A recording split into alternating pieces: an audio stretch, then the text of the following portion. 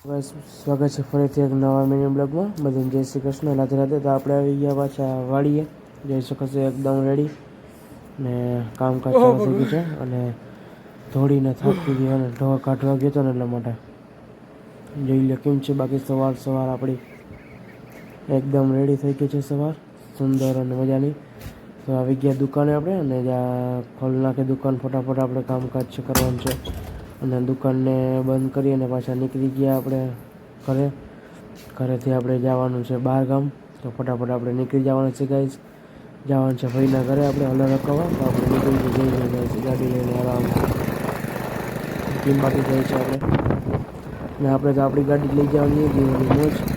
રૂમાલ બાંધી લીધો એટલે ફટાફટ નીકળી જાય આપણે. ગાઈસ જોઈ લઈએ ઉગવા આવ્યા અમે થોડી ઘણું ઉગી જશે અને પછી મળશું આપણે એને બસ બીજે દી થઈ ગયો છે. અને હલર રાખીને નીકળી ગયા છે મામાને ઘરે જવાનું છે હલર રાખવા. ત્યાંથી પણ આપણે નીકળી જવાનું છે સાંજે.